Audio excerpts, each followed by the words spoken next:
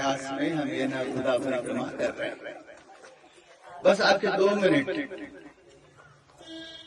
भगवान ने गीता में कहा कि मेरे सिर से ब्राह्मण की उत्पत्ति हुई, मतलब पैदा हुआ। मेरी छाती से क्षत्रिय पैदा हुआ, मेरे पेट से वैश्य पैदा हुआ और मेरे चरणों से शूद्र पैदा हुआ। अब एक प्रश्न आप सबसे है कि जो भगवान के अंग से पैदा हुआ है वो क्या अशुद्ध हो सकता है? सब भगवान के शरीर से निकले, ब्राह्मण से लेके शूद्र तक। तो जो भगवान के शरीर से उत्पन्न हुआ है क्या वो अशुद्ध हो सकता है?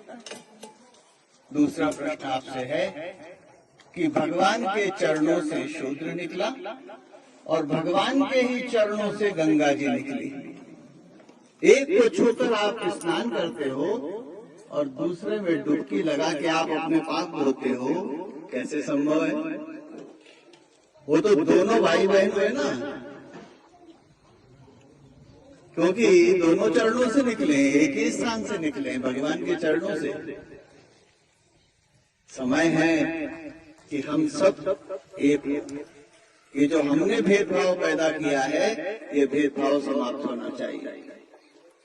आज समय की आवश्यकता है कि सकल सनातन एक हो, सारे भेदभाव मिटाए, आपस में प्रेम से रहे, क्योंकि हम सब भगवान के हैं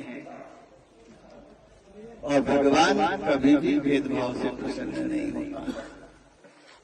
आप अपने शरीर के सारे अंगों को एक समान नहीं वापरते। अपने शरीर में ही हम सब भेदभाव करते हैं, हर अंग से करते हैं कि नहीं? शरीर के सारे अंगों को एक जैसा हम भाव देते हैं? नहीं देते। लेकिन फिर भी अंगूठे में दर्द हो या सिर में दर्द हो, हमको दुख एक जैसा होता है। ऐसे ही हमको समाज में रहना है, सबको साथ लेकर चलना है और एक होना है।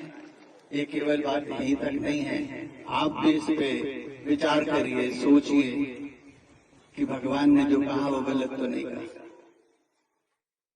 जो भगवान के अंग से पैदा हुआ वो पवित्र है। और एक आखिरी बात, आप भगवान का चरणामृत पीते हैं ना, है ना? सिर धोके, कान धोके, नाक धोके, छाती धोके, पेट धोके तो नहीं पीते।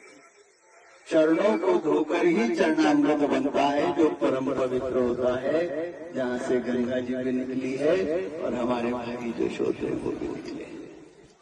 इसलिए जब चरणामृत पियो ना तो ध्यान रखना कि सब एक हैं, सब भगवान के ही हैं और भगवान से ही निकले हैं। आप लोग परिक्रमा मार्ग में जगह जगह आपने देखा होगा कि हर जगह कहीं न कहीं सेवा चल रही है ना? सेवा जो करता है वो क्या कहता है कि कितनी मूर्तियां हैं? तो जाके पूछता है क्या? और जो आता है वो भले ब्राह्मण क्षत्रिय हो, वो पूछता है जाके उससे जिसके यहाँ वो रुका है, तो भैया क्या बता रही? और आज से नहीं, सैकड़ों सालों से हमको बता रही है ये सब मत करो। भगवान की प्रसन्नता चाहते हो तो ये सब भेदभाव मिटाओ। मनुष्य मनुष्य है और हम मनुष्य बन जाएं, ये ईश्वर की कृपा है। नर्मदे